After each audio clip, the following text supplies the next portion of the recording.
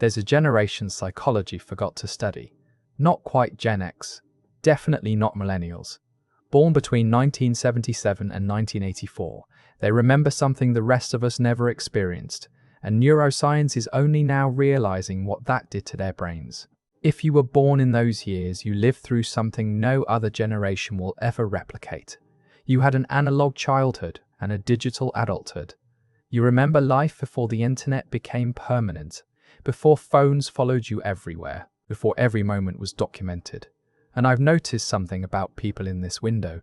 They carry a kind of psychological flexibility that's hard to name, a calm in chaos, a comfort with change that looks almost effortless. But it's not luck, it's neurology.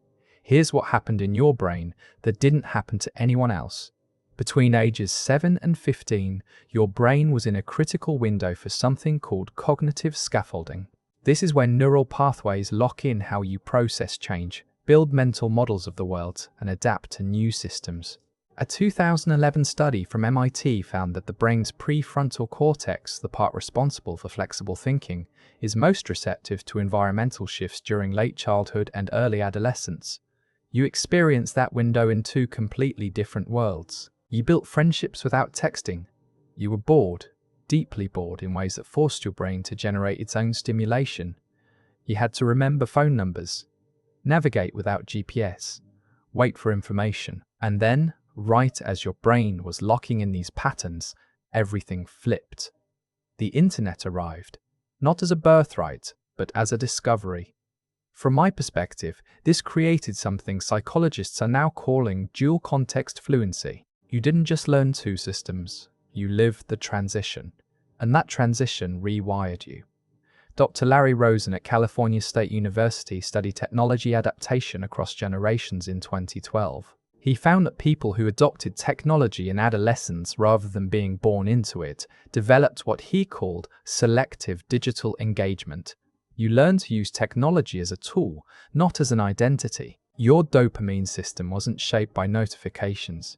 It was shaped by anticipation, by effort, by waiting for something that mattered. Gen Z's brains formed in an environment of instant feedback, constant stimulation, endless scroll. Their reward circuits expect speed. You, though, you remember slow. You remember that relationships took time. That information was earned. That boredom wasn't a problem to solve. It was just life. And here's the part most people miss. That's not nostalgia. That's neurological infrastructure. I've come to believe this gives you a kind of emotional steadiness that looks invisible until you need it. When systems collapse, when technology fails, when the world demands you adapt, your brain doesn't panic, it remembers. It's done this before. You're not digital natives who feel lost without a phone. You're not digital immigrants who fear the new. You're translators. You speak both languages fluently, and that bilingualism, that cognitive code switching, it shows up in how you handle uncertainty.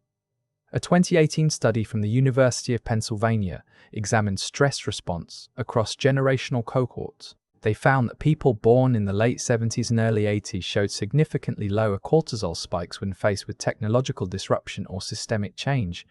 The researchers hypothesized it was because their brains had already mapped a major transition. They'd already survived one world ending and another beginning. You carry the psychological memory of before and after, and that memory is protective. It means when everyone around you is overwhelmed by how fast things change, some part of you stays grounded. Not because you're smarter, not because you're better, but because your brain built its operating system during a hinge point in human history, and hinge points teach resilience in ways stability never can. You also understand something about attention that others don't. You remember what it felt like to focus on one thing for hours, to read without interruption, to sit with discomfort. That capacity still lives in you, even if the world no longer rewards it. So if you've ever felt caught between generations, if you felt like you don't fully belong to the ones before or after you, here's what I think is actually happening. You don't fit cleanly into those categories because you weren't supposed to. You were shaped by transition itself. And psychology is finally recognizing that's not a gap in identity, it's an entirely different cognitive profile. You're not nostalgic, you're pattern aware. You're not resistant to change, you're selectively engaged. You're not disconnected, You're intentionally present in ways that require code switching between two eras. And the truth only you really understand is this. You watched the world rewire itself, and because you did, your brain rewired differently than everyone else's. The generation psychology forgot to name might be the one that understands adaptation better than any other, not because you chose it, but because you lived it at exactly the right neurological moment. That's not a small thing. That's a psychological inheritance. If this resonated, there's another pattern about people like you that almost no one talks about. It has to do with how your memory works differently. But that's a story for another time.